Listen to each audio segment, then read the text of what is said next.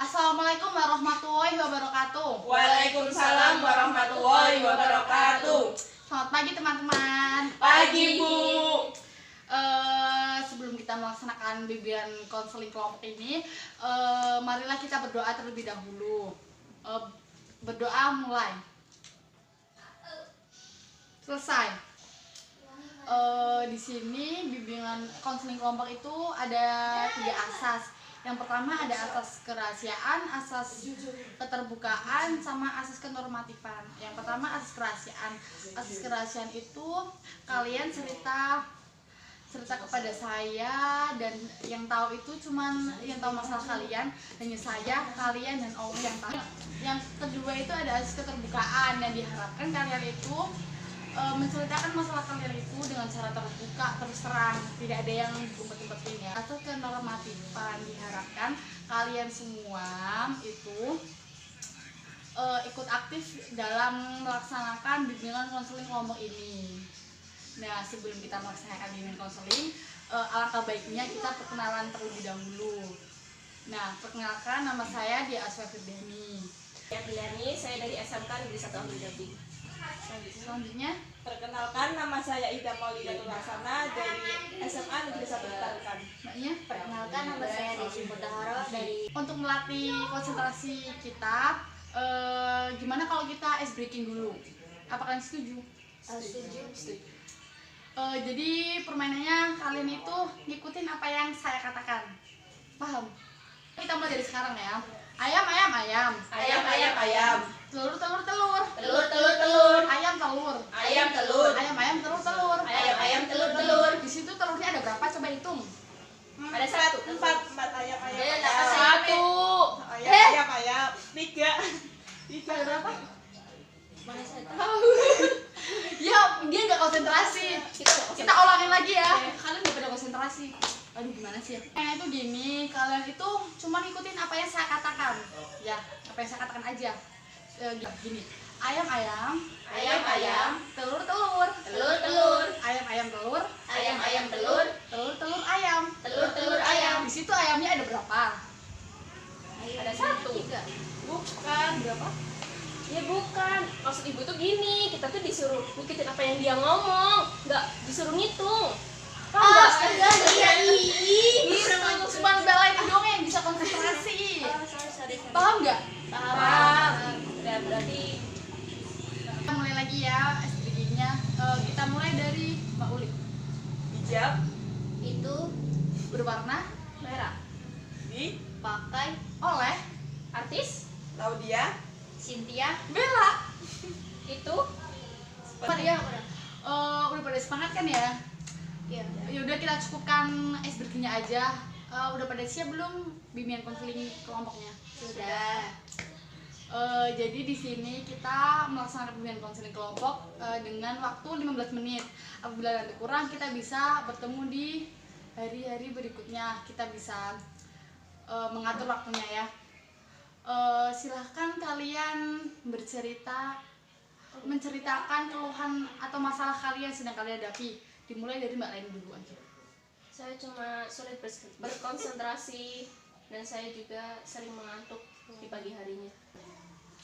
Saya itu sulit dalam hal public speaking saya. Kalau saya sih merasa boros Bu dalam pengeluaran. Oh, jadi kalau Mbak Leni itu dia suka tidur di kelas, dan Mbak Uli itu susah buat public speaking. Mbak Desi boros. Iya. Jadi kita sepakati bersama ya, masalah siapa yang harus kita selesaikan terlebih dahulu. Bagaimana kalau punya saya dulu? Oh punya anda. Oh, oke. Punya kamu. Kalian setuju kalau Desi Iya, jadi kan? Oh boleh.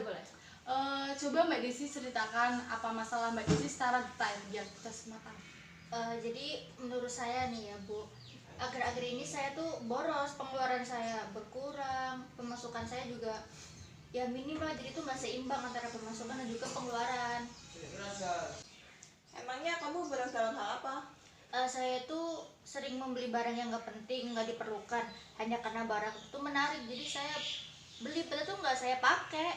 Oh, jadi Mbak Desi itu suka beli barang-barang yang gak penting, padahal itu barang itu tidak digunakan ya, hanya karena tertarik sama bagus doang. Terus usaha apa yang sudah Mbak Desi lakukan? Kalau akhir-akhir ini sih saya sudah mulai menabung, Bu. Terus juga sudah membuat wishlist apa yang saya butuhkan ke depannya seperti itu. Itu seperti itu udah bagus ya Mbak Desi. Cuman Mbak Desi itu sebaiknya ya seharusnya kalau ada barang yang jangan membeli barang yang nggak penting hanya karena barang itu misal menarik, terus Mbak Desi membeli ada barang yang bagus, Mbak Desi langsung membeli, ada diskon Mbak Desi langsung beli. Padahal kan Mbak Desi kan nggak penting nggak penting beli barang-barang itu kan, hanya karena Mbak Desi melihat wah itu bagus, wah sedang diskon, terus Mbak Desi akhirnya membeli. Kalau bisa Mbak Desi harus kurang-kurangin gitu, terusan harus ya nabung lah sedikit demi sedikit. Terus kalau bisa Mbak Desi buat itu tuh pengeluaran Mbak Desi gitu-gitu. Terus buat list lah, dibuat list pengeluaran Mbak Desi itu apa-apa aja gitu. Jadi insya Allah Mbak Desi nanti bakal mikir-mikir lagi kalau mau beli barang-barang yang nggak penting gitu. Mbak Desi ngerti nggak? Iya, mengerti lah. Udah paham? Paham. Jadi ini ada yang mau ngasih solusi lagi nggak? Barangkali ada yang mau nambahin. Udah. Cukup, Bu. Kalau gitu kita cukupkan ya. Kita pindah ke masalahnya Mbak Uli. Jadi itu gini Bu, saya itu kesulitan dalam public speaking saya kalau di depan umum atau di masyarakat gitu. Jadi Mbak Uli itu susah ya buat public speaking. Ya, Apakah kamu seorang introvert? bisa jadi. Bisa Karena jadi. saya orangnya itu sangat tertutup, tidak percaya diri, bahkan sering murung cuma di rumah saja gitu. Berarti Mbak Uli sulit, maksudnya jarang bersosialisasi gitu ya? Jarang sekali. Usaha apa yang sudah Mbak Uli lakukan buat mengatasi masalah Mbak Uli itu? Ya saya mencoba untuk mencoba untuk mendekatkan diri dengan keluarga saya terutama, kemudian berkaca di depan kaca untuk melatih kepercayaan diri saya. Ada yang mau beri solusi nggak? Mbak Uli? Oh enggak. Jadi gitu ya, sebaiknya Mbak Uli harus belajar lagi, harus bisa bersosialisasi sama orang di lingkungan Mbak Uli, keluar rumah lah, ngobrol-ngobrol sama tetangga gitu. Kalau enggak latihan di depan cermin, Mbak Uli latihan public speaking, itu di depan kaca nggak apa-apa, latihan gitu. Kalau enggak Mbak Uli minta bantuan adik Mbak Uli, kakak Mbak Uli atau keluarga Mbak Uli buat jadi audien dan Mbak Uli ngomong di depan mereka. Nanti sedikit nanti Mbak Uli bakal percaya diri kok. Nanti jadinya juga Mbak Uli terbiasa. Itu Mbak Uli, apa Mbak Uli mengerti? Mengerti. Jadi ini udah selesai. Udah maksudnya apa deh? Mbak Uli paham? Apakah Mbak Uli masih ada sesuatu yang ingin dikeluarin? Apakah udah? Udah. Apakah Mbak Uli akan berubah? Belum mau. Gue akan berubah belum. Orang kan Jangan sebenarnya Berarti apa? Apakah Mbak Uli? Ini Mbak Uli kayak apakah berubah? Mbak Leni B mau sono masih internet oke ya. Apakah Mbak Uli mau merubah perilaku Mbak Uli? Yang apakah Mbak Uli mana biasa saya bro? Apakah Mbak Uli akan mempertahankan perilaku Mbak Uli yang seperti itu? Ya tentunya saja tidak, karena itu sangat mengganggu saya. Mengganggu saya sekali. Oh ya udah, makanya Mbak Uli mulai dari sekarang gitu. Terus ada yang mau nambahin lagi? Intinya kamu percaya aja sama diri kamu, cintai diri kamu.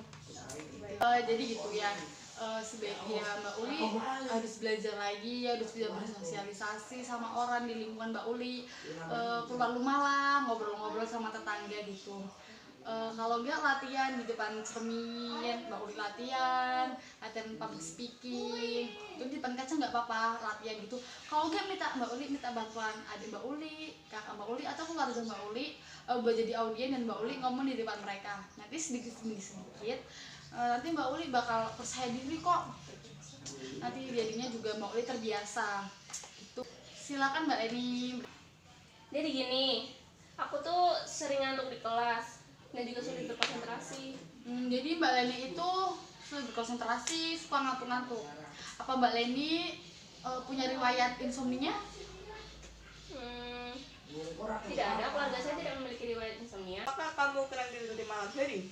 Iya, Mungkin kamu melakukan sesuatu ya, kegiatan seperti apa tuh di malam hari? benar juga sih.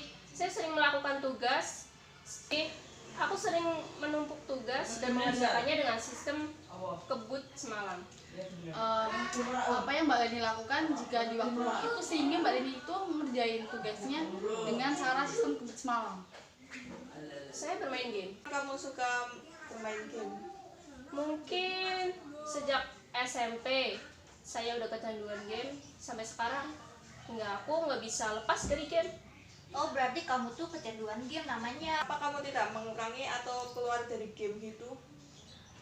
Aku nggak bisa karena aku bermain game online bersama teman-temanku. Jika aku keluar, skor aku akan turun dan juga mendapat peringatan dari aplikasi game.